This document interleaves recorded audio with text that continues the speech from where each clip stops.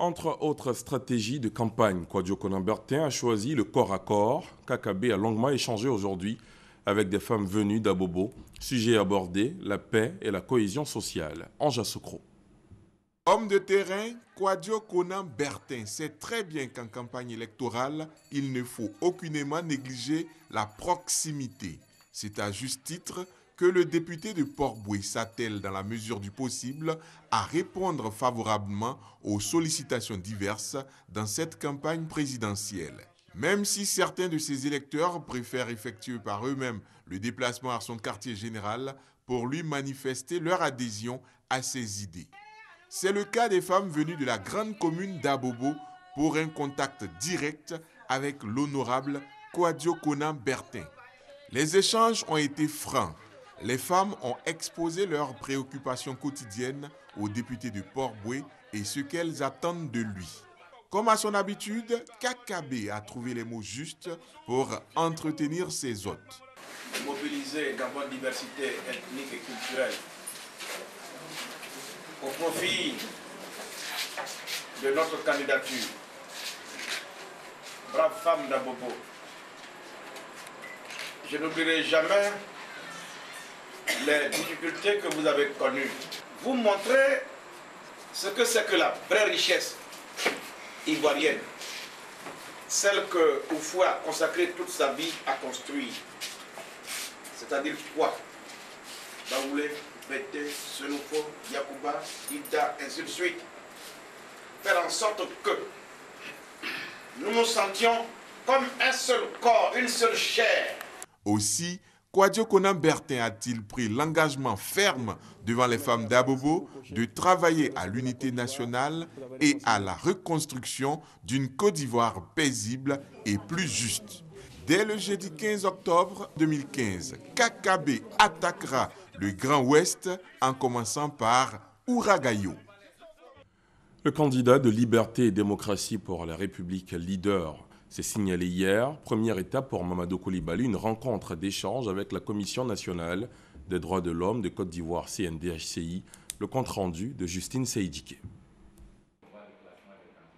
Au 5e jour de la campagne présidentielle, un des membres de la coalition nationale pour le changement, président de Leader, Liberté et Démocratie pour la République, Mamadou Coulibaly, débute officiellement sa campagne. Je ne suis plus candidat pour être président de la République de Côte d'Ivoire, mais je suis toujours en campagne. Le président de Leader dit aller en campagne, pas pour être président de la République de Côte d'Ivoire. Mamadou Coulibaly est désormais en campagne de sensibilisation pour communiquer ses idées, ses convictions et sa vision d'une nouvelle Côte d'Ivoire aux populations. Il compte sillonner les hameaux les plus reculés, investir ainsi tout le territoire national pour amener les Ivoiriens à un changement qualitatif de comportement. Le président de Leader est pour une Côte d'Ivoire prospère, foyer de paix et d'hospitalité. Mamadou Coulibaly est donc toujours en campagne. Les membres de la Commission des droits de l'homme de Côte d'Ivoire, CNDHCI, sont allés à sa rencontre. Cette commission est venue présenter au président de Leader et aux candidats l'Observatoire des droits de l'homme. Les membres de la commission, la présidente, a expliqué que cet observatoire doit servir pour que tous ceux qui ont le sentiment de voir des droits de l'homme violés puissent le saisir, bien sûr, et puis que les résultats de ces saisines puissent faire l'objet d'éventuelles publications et qu'en tant que Commission nationale des droits de l'homme, chaque fois que des violations seront constatées, des mesures seront prises pour qu'il y ait sauvegarde. La Commission nationale des droits de l'homme a, selon Mamadou Coulibaly, pris acte de ses préoccupations et entend œuvrer pour des solutions idoines. Pascal Afingé-San veut séduire l'électorat féminin. Il dit vouloir mettre les femmes au centre de son projet de société. Il a annoncé aux femmes de Divo, Tiasalé et Sikensi. Le candidat du FPI souhaite une forte participation des femmes au développement national. Le récit de Gabriel Zani. Mercredi 14 octobre, Nouvelle journée, nouvelle opportunité pour Pascal Affi-N'Guessan, l'homme du changement, pour convaincre les populations de Divo, de Tiassalé et de Sikensi de voter pour lui.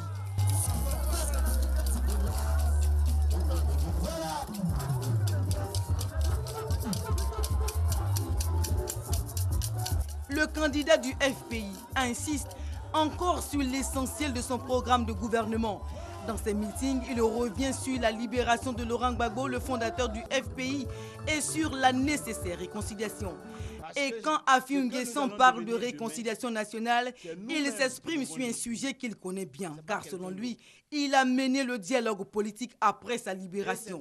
Mais aujourd'hui, il se penche plus sur la participation des femmes au développement national. Notre pays a accusé un grand retard, comme tous les pays africains, en matière d'éducation de la jeune fille.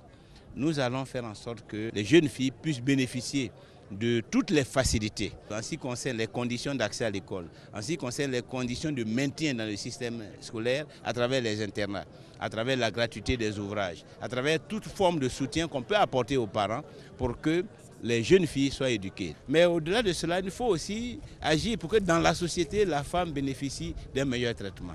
Toutes les mutilations génitales, toutes les violences qui sont faites aux femmes quotidiennement, il faut que nous ayons une attitude, une culture du respect de la femme. Et c'est pour cela que dans l'équipe que j'ai constituée, à travers le FPI, les femmes sont à l'honneur. Une place importante des femmes dans l'éducation, dans les instances de prise de décision.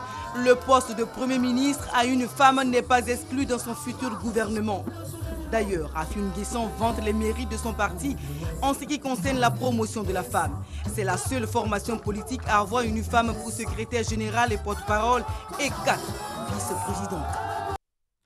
Elle promet d'augmenter le SMIG, le salaire minimum interprofessionnel garanti, actuellement de 60 000 francs à 100 000 francs CFA. Aussi de faire passer le prix d'achat du kilogramme de cacao à 1 500 francs CFA. Elle, c'est la candidate Henriette Lagou qui a fait ses annonces au cours du 3e meeting qu'elle a animé hier à Soubré. Patricia Oumouetia. Avant d'entamer son meeting à Soubré, la candidate Lagou Adjoua Henriette s'est rendue dans les villages de Niakia à Saïwa et Gabia à Issia, villages respectifs de Feu Paul Boune Boabré et Désiré Tagro. Elle a tenu à s'incliner sur les tombes de ses aînés et frères afin d'honorer leur mémoire. Autre étape de cette campagne, le meeting de Soubré. Grande mobilisation des populations à la place Maracana. Dans un franc-parler, la candidate du RPC a rappelé à son auditoire l'importance de la participation de tous au vote du 25 octobre 2015. Lagou Adjoua Henriette a saisi l'occasion pour dévoiler les grandes lignes de son programme, notamment le système de santé en Côte d'Ivoire, qu'elle juge défaillant par manque de matériel et de médicaments dans les hôpitaux. Soubré étant une zone de production du cacao, elle réagit également sur le prix d'achat. Moi, Henriette Lagou, si je suis présidente de la République de Côte d'Ivoire, le cacao, qui est une culture sur laquelle repose notre économie, je vais monter le prix à 1 500 francs pour que les paysans se portent bien. Nous prévoyons de faire la santé pour tous, qui est un peu ce qu'on fait actuellement, l'AMU, mais autrement. Voilà, la santé pour tous, mettre plus de prévention. Vous savez qu'aujourd'hui, le pouvoir d'achat est très bas. Donc, dans mon programme, je me dis à la limite, le SMIC, il faut remonter le SMIC à 100 000 francs. Tel qu'il est le SMIC aujourd'hui, ça ne peut pas faire vivre l'Ivoirien. On a de la richesse nécessaire, en sous-sol comme en sur-sol, pour que l'Ivoirien se porte bien. Il suffit de faire une répartition équilibrée et équitable pour qu'il y ait une paix durable et que les Ivoiriens se portent bien. Une rencontre riche en émotions qui a donné l'occasion aux femmes de Soubré de baptiser la candidate du nom de Soayo, qui veut dire « essuie tes larmes embêtées ». Elle promet de ne pas oublier ses sœurs de Soubré lorsqu'elle sera élue au soir du 25 octobre 2015. Kwangwa Jacqueline Claire est allée au contact des électeurs du Cavalier et du Guémont. Elle a animé 2 meetings dans ces régions. La candidate indépendante a accentué son message sur le pardon, gage du développement local et celui de l'ensemble du pays. Le compte-rendu de Sidonie Davila.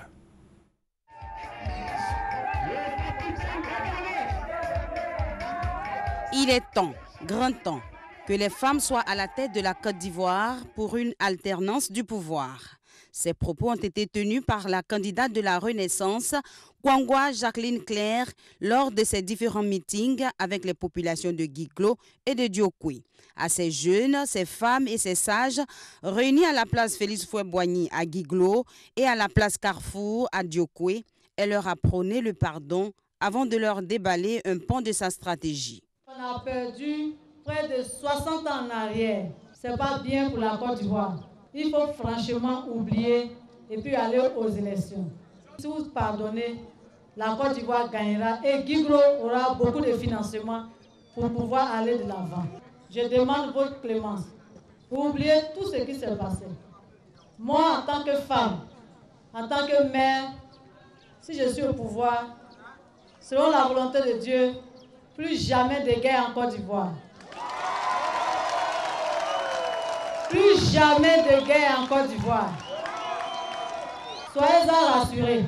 C'est pour cela nos slogans, c'est gouverner autrement avec clair pour y voir clair.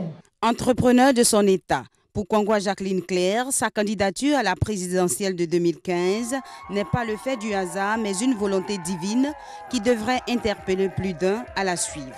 C'est pourquoi elle a exhorté toutes les populations ivoiriennes, principalement les femmes, à prendre leurs responsabilités en allant massivement aux urnes le 25 octobre, voter à une majorité de 100% claire. C'est d'ailleurs ce message qu'elle compte relayer aux populations de San Pedro, Grands Atri et Soubré, ses prochaines destinations.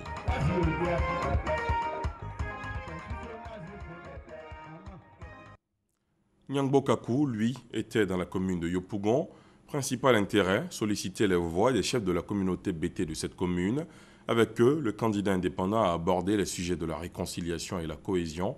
Il a par ailleurs invité ses directeurs locaux de campagne à s'inscrire dans une logique de victoire dès le premier tour. Ami Sissoko.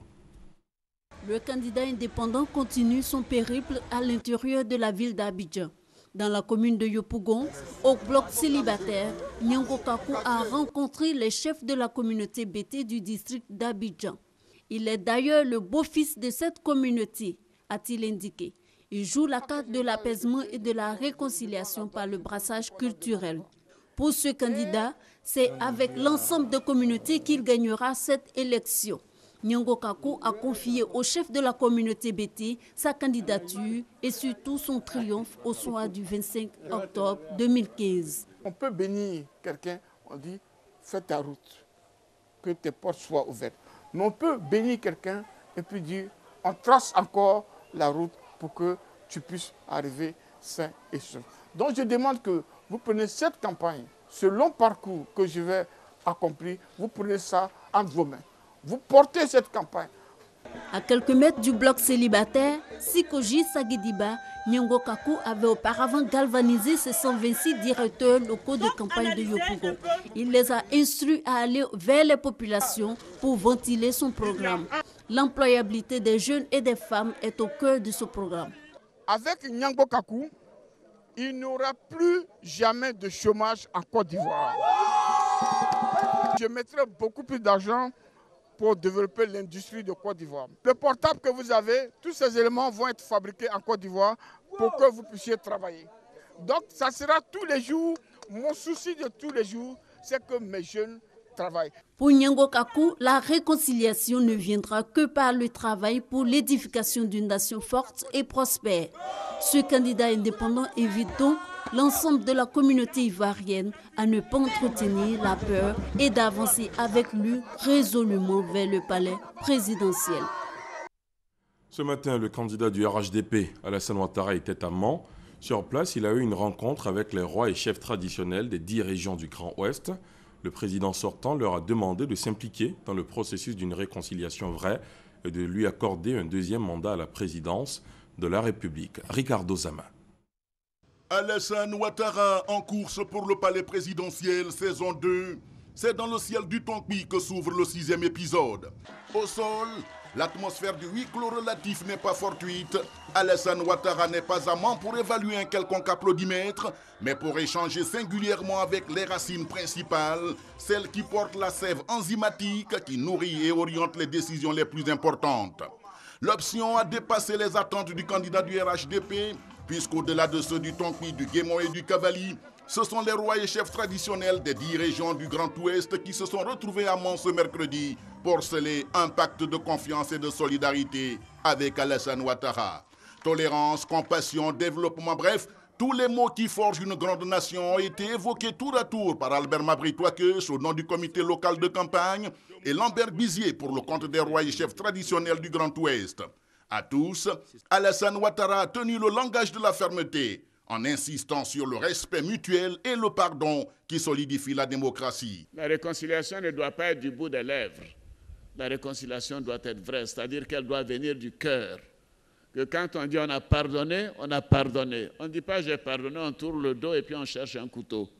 Ce n'est pas ça la réconciliation. Je recommande à tous nos concitoyens et surtout aux candidats, à mes adversaires politiques, de surveiller leur bouche. Parce que ce qui sort de la bouche est très important pour la réconciliation. Il faut qu'on se respecte. Voilà, que les uns et les autres parlent avec respect.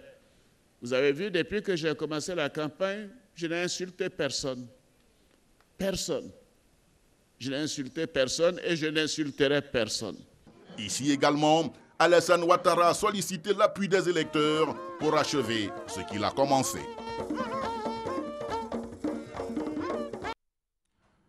Konan Kwadwo Siméon était aujourd'hui face aux jeunes. Le candidat indépendant répondait à l'invitation d'une plateforme de jeunesse. Il leur a indiqué avoir un plan pour les jeunes, notamment pour leur emploi et leur bien-être. Témoin de cette rencontre, Thomas Guessambi. Abidjan Cocody, boulevard de l'université. L'Institut des sciences et techniques de la communication. Au pas de gymnastique, Konan Kwadwo Siméon va répondre à l'invitation des jeunes regroupés au sein des universités de la citoyenneté et de la bonne gouvernance. Siméon doit dire ce qu'il propose de mieux pour la jeunesse ivoirienne. Une frange estimée à plus de 70% de la population ivoirienne, environ 22 millions d'habitants.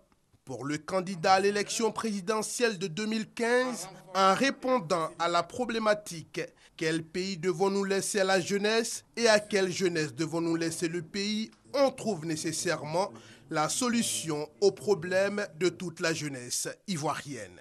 Quand on parle de jeunes, il y a les jeunes qui sont étudiants, qui ont fini leur cursus scolaire et qui cherchent des emplois. Je proposerai à leur intention aux entreprises un contrat social avec mesures fiscales à leur faveur de façon à ce que ces jeunes puissent avoir la chance d'avoir le premier emploi. Je ferai en sorte que dans chaque village, les jeunes puissent avoir un fonds de démarrage d'activités spécifiques de leur village, des potentialités de leur village pour ainsi augmenter la production et réduire aussi la question de la cherté de la vie. Les questions liées à la jeunesse sont des questions transversales, des questions qui touchent à tous les domaines d'activité de la société, ajoute à l'occasion Konan Kwadwo Siméon.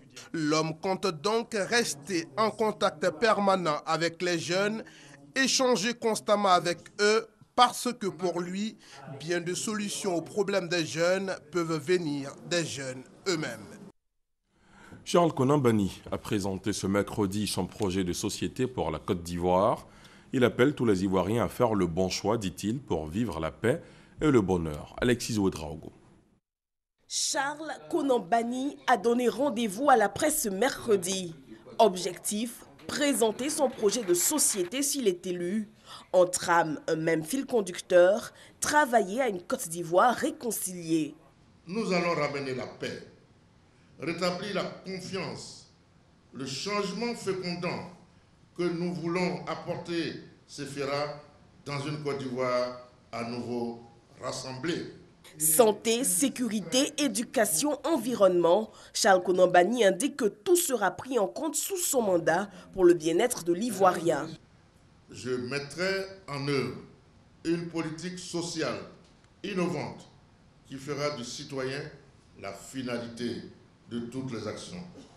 Je ferai de la création d'emplois un objectif prioritaire. Autre point, celui de la bonne gouvernance. Il entend œuvrer à la séparation des pouvoirs, promouvoir la rigueur et la transparence dans la gestion des biens publics et lutter contre la corruption. Charles Konan Banny opte pour une économie libérale qui place l'Ivoirien au centre de toutes les priorités de développement. Il annonce un observatoire économique des achats publics. À l'adresse de la diaspora, Charles Konan Banny a fait des propositions. Tous les capitaux appartenant à des Ivoiriens et qui seront rapatriés en Côte d'Ivoire bénéficieront d'une amnistie fiscale afin d'inciter les nationaux à investir. Autre point important, celui de la lutte contre la pauvreté. Charles Konan Banny veut travailler pour que l'Ivoirien connaisse la sécurité alimentaire, tout faire pour que celui-ci soit prospère. Autre point abordé, Charles Konan Banny entend redorer le blason de la culture en Côte d'Ivoire, réouvrir les salles de cinéma et attirer des producteurs pour promouvoir les valeurs culturelles du pays.